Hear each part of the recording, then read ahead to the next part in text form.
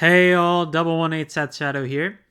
Fated Clash's release continues with a lot of interesting movements that are happening amongst a lot of different cards here. So we've got a few things to discuss. Particularly, I wanted to talk about the new cyclers that we've got with the set. Compared to the original set 10 cyclers, we did talk about the order cyclers a little bit on the last Market Watch with Morpheo and Tedfault, but today we're going to focus more on the original cyclers from set 10 as well as our new ones from Fated Clash. So, these two cyclers have similar types of abilities where, under conditions, you're allowed to draw one card, either by discarding for Ride, or in the new cycler's case, you can also put it on the Guardian Circle and draw a card as well.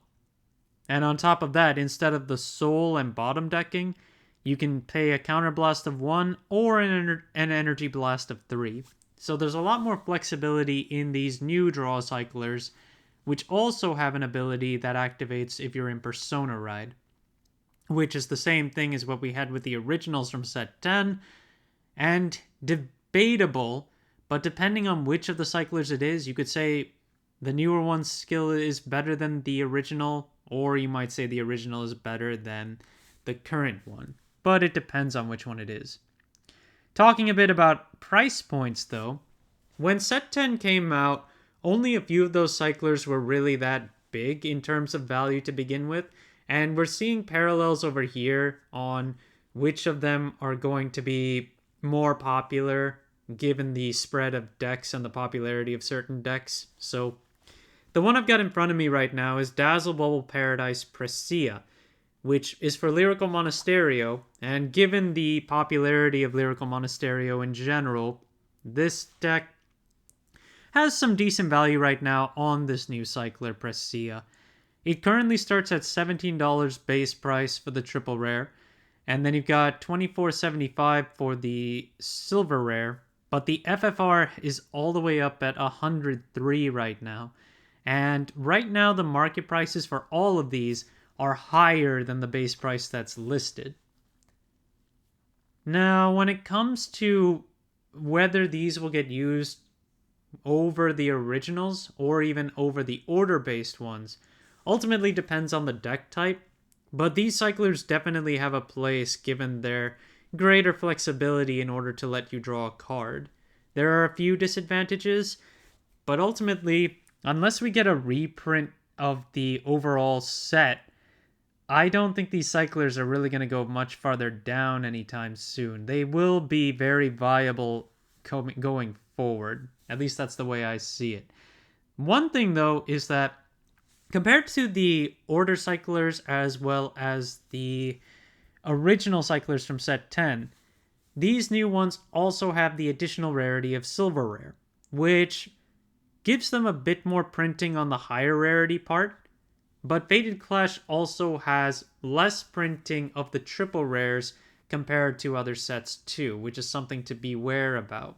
In other words, you're not going to see as many silver rares as triple rares, but you also won't see as many triple rares as compared to prior cyclers that came from other sets because they had to print a better balance between these cards and the other triple rares in the set, where there are 18 different ones to print. So it's not very likely that you'll get as many copies of these in Fated Clash.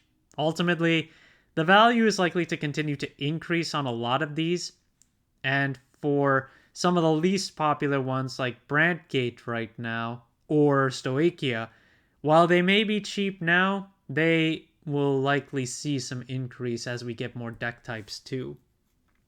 Just taking another look here, Spiral Angel Cutie, or Spiral Cutie Angel, also has the benefit of a tournament pack reprint right now, which I would say keeps its price a little bit lower. And now that we have the competition with these new cyclers as well, we'll have to see just how the cards end up getting played. Whether or not these get used more often than their newer counterparts is really what defines just how playable these are going to be down in the future and whether or not the prices will change. But because players can juggle and try different types between each of these different cyclers, it's hard to tell. Players may try each and every combination and therefore go for each of the types. There are 3 overall. Or they'll just stick with either soul versus energy versus having to use orders. Now, Fated Clash in general, while we've talked about some of the big gains, we do have to remember that there are still cards that are not that hot, even on the high rarity section. I'm looking at a card that really reminds me of a certain Pokemon. I think you can guess which, but it's Desire Devil Arcray, and it's currently a 20-cent triple rare and a 75-cent silver rare, although the silver rare has a market price of $248 right now. And even when you look at the FFR, the market price on that, oh man, $12.57 is the market price on the FFR for this. So if you pulled this out of a case, oh, I would shudder pulling this out of a case. And yeah, it's no good. Overall value of this card is really low. The same can be said for the one Fated 1 unit that gets a bad rep these days, which is Fated 1 of Ever-Changing Chris Rain. This card is the cheapest of the Fated ones right now at $245 base price for the triple rare and a market price of $315. Now, it does not have that many listings on the triple rare given it's that cheap, but it's not really moving up in comparison to how Wellstra did, where that card also started out around 3 to 5, but now it's closer to 10. And when you take a look at the other rarities, the silver rare of Chris Rain has a market price of almost 27, the FFR is 78, and the market price of the secret rare is currently $216. There's anticipation that this card will get more support being a Divine one, so might as well pick it up now while you can. I don't think it will get that much lower. I mean, it could get into the exchange range for a little while. I do want to note, though, that there is a common from this set that has been getting bought out, and it's Effervescent Shadow Dreamblade, which is Veleno support, the Stoichia ride line that utilizes Blitz orders.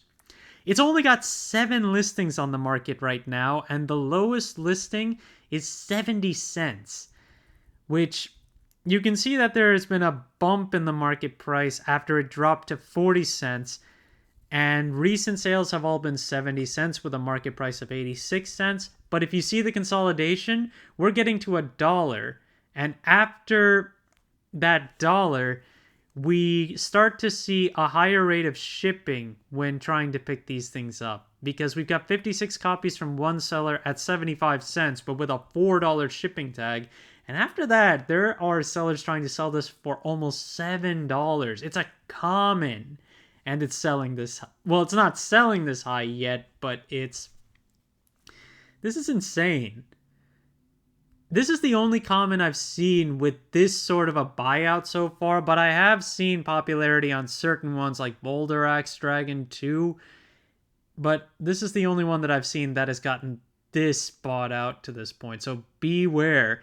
Veleno is seeing some interesting movements overall for being one of the cheaper decks of the format, I suppose, but with this, that could lead it to be a little too expensive for my taste. Idosfaro, which is the biggest of the Overt triggers to get reprinted in this set, is currently just around $20 for its over RR reprint here, while the original triple rare is still holding just under $50 with a market price of close to $47. And on top of that, it's still short on listings. It is from Festival Collection 2023, which does have an overall low rate of printing anyway, but to see that over double valuation of the over triple R versus the over double R, that's unsettling. It makes me think that the over double R will end up moving up quite quickly as well, as it's still one of the best of the over triggers to pick for this overall game. One thing I want to talk about with Fated 1 of Miracles Resile, I was taking a look at how many different rarities this card has, Now, when it comes to other Divine ones, we have the same thing where we have the secret FFR, SR, and the regular triple rare, but Resile also has the DSR. And I was thinking back to, as a former Yu-Gi-Oh player, I was thinking back to the Duelist Genesis, where Stardust Dragon came in that pack and had the Ghost Rare on top of all other rarities that you could pull from there. And because it was in a collector's tin as a secret rare promo, it just made me think of the parallel of how many different rarities there are to collect of certain cards. With that, I it makes me feel like Resile could be that parallel to Stardust Dragon, where players may just want to try collecting each of the different rarities. Because, I mean, I did. When that happened, and Stardust Dragon eventually got a super rare and a rare later on, I just went and collected each of the different rarities just to have one of each. I succeeded, and I don't know what happened to all of them, except for the Ghost Rare, which I got rid of for... I don't even want to talk about that right now, but anyway, I just couldn't help but think of that parallel, so just some food for thought there. Now, moving out of Fated Clash and into some other singles, we've got Sages, which is still insane in its value at $85 base right now for the triple rare, and it's $130 right now for the FFR. This card is still one of the best catered cards out of Festival 2023. And while it's getting reprinted in 2024, we're not seeing that until far later in the season. And while we're still in BSF as well as Constructed Cup season, we'll likely see some more play of this card in that time. We've also got Moon Essling Fantasia Adheld, which is the parallel to Sages but for Lyrical Monasterio. This card has been going up in price and has a market price of $21.51 for the triple rare, but its only listing is almost $38, while the FFR is $62 plus. And one to talk about right now, Elbert X Striker for Brantgate. This one is almost out of listings, with only 2 listings on the triple rare at $7.40 to start, but a market price of $3.70. The FFR is gone and has a market price of $20.92 right now. And I guess to that point, let's see what it sold for. Oh, wow. $25 all the way to $36 at the end of April, and we haven't seen any more copies hit since then. I'm not sure what prompted the buyout. I don't know what support really utilizes this right now. So if anyone has any thought on that, I'd like to hear that. But if you need to pick up the FFR, you'll need to look elsewhere now. Evergreen Transfer is also continuing to rise in value and decrease in listings. We're down to 4 listings on this card, and it's selling for $25. We have listings from $25. They're all $25 right now, and there are only 6 copies on the market overall. So if you need this card, it's almost out of stock. So just keep that in mind. Moving a bit further back, or actually we're going pretty far back here, because this is a set 2 Aura Battle Princess support. It's Very Violet, which is the pseudo-perfect guard for Prison, where it prevents grade 2 or lower units from hitting your unit, but not grade 3s. So if you're anticipating using this for Bladmire, you can only use it against the rear guards. In any case, this card has been going up in value to $6.99 for base price, and its market price is currently $4. It's been selling for around $5, and available listings, we have a few under $10, and after that, it goes up to about $15. And then we've got Blaze Maiden Zone. The SP copy of this, which comes out of Festival 2021, has been bought out. There's only 1 listing on the market for $60. There's a play set there, but it's sold for $40 to $45. Yeah, it's selling high, and some of the other triggers in Festival 2021 share that same increase in value. But our last card of the day is one that it's going back up in value, but it hasn't been bought out to that degree yet. It's Loris Yellow. 10 listings overall on this card, and it's being bought for $20. We still have a good amount of $20 to $25 listings on the market right now. So there are still a good amount of quantities too. Loris Yellow is one of those that just keeps going up and down in value. And as one of the original full art SPs, it maintains, as well as being a Battle Princess card. And when Prison gets its new support in DivineZ 2, I could see this card take off again. Thank you guys for watching. If you liked the video, please like and subscribe if you haven't already, and I will see you guys later.